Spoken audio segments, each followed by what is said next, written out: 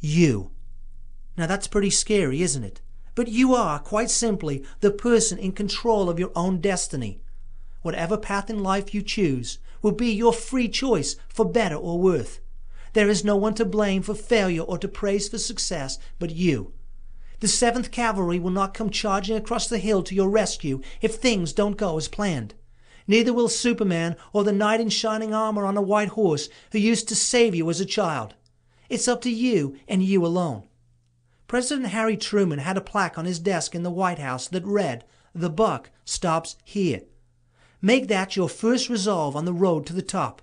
Do not blame outside forces whenever things go wrong in your life. That's what people who don't succeed do. Face the facts. Somehow, whether through poor planning, lack of action, procrastination, or 1,000 other reasons, the blame comes directly back to you. Decide here and now that you are in charge of your own destiny and your own life. You don't need anyone else's permission to change your life. You don't have to plug away at a job you hate. You don't have to live in the same town or associate with the same people. If you feel you should be somewhere else or doing something differently, you can, without anyone's permission, leave. This is America. You can do whatever you want. The only person who has any power to stop you is you. Conquering your own mind is the first and biggest step to getting ahead in life. In the spring of 1954, a young medical student at Oxford University entered a shoe shop in Wimbledon near London and asked the cobbler to make him a special pair of running shoes. He wanted them light and strong enough to last just 12 laps.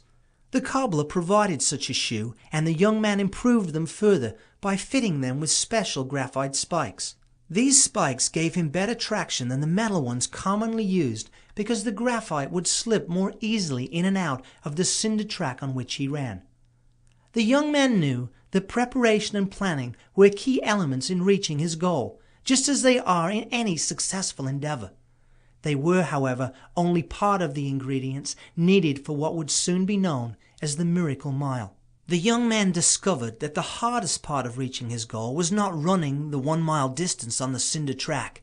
It was conquering the 6-inch space between his ears. When Roger Bannister finally broke the 4-minute mile on May 6, 1954, people had been trying to run a mile in under 4 minutes for almost 2,000 years. Since the time of the ancient games at the foot of Mount Olympus, runners had reached towards what seemed like an impossible goal. Athletes had run in the Olympics, in international championships, and around the world, yet no one at the highest level, with gold medals and world records on the line, had ever run a mile in less than 4 minutes. In fact, many of the coaches of Bannister's era actually believed that the attempt could well result in the death of the runner, thinking that the physical limits of human performance had been reached. If God had wanted man to be faster, they reasoned he would have given him 4 legs instead of 2. Nevertheless, within just a few weeks of Bannister's record-breaking run, several other runners had run the mile in less than 4 minutes. How was this possible? Did the entire human race suddenly get faster in the summer of 1954? Of course not.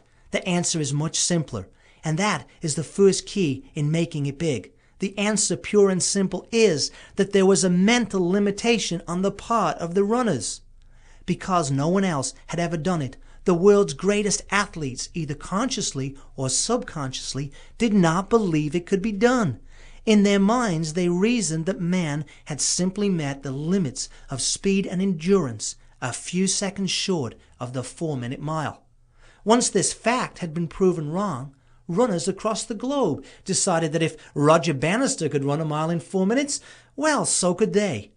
If Bannister had looked at the record books or spoken to all those others who had tried before him, he would simply have given up his quest and never reached it.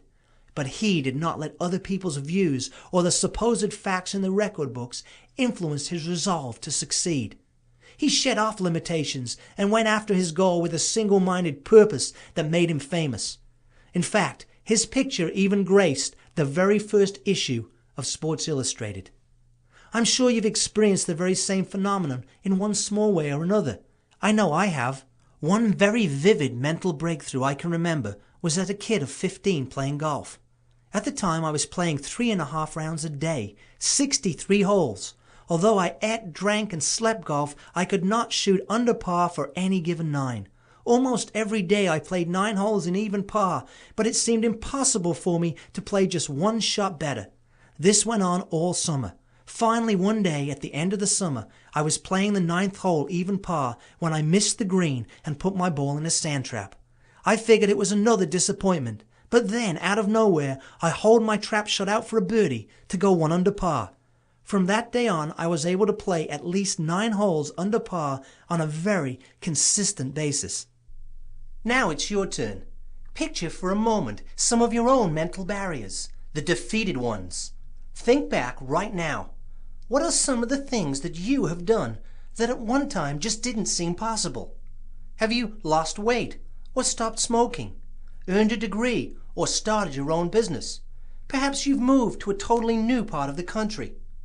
Think of the mental barriers you have conquered, no matter how small, and put that power to work in your life to help you remove the bigger mental barriers of achieving success. Once these mental barriers are conquered, it becomes easy, but the real rewards only go to those people who break the barriers quickly. Break out of all your mind's limitations. If you feel you are lacking in some of the skills you need to achieve your goals, you can pick them up as you go along. The important thing is to break your mental barriers right now. When I was 14 years old, I picked up a matchbox on which were written the words, "Someone is always doing what someone else said could not be done." Those words have stuck with me ever since, and I've repeated them regularly to those who say it can't. Can you imagine how ridiculous it must have seemed to think of actually putting a man on the moon at the beginning of World War II, just 30 years before it was to become a reality? They were still using wooden biplanes, yet someone dreamed that man could land on the moon and set about trying to make that dream come true.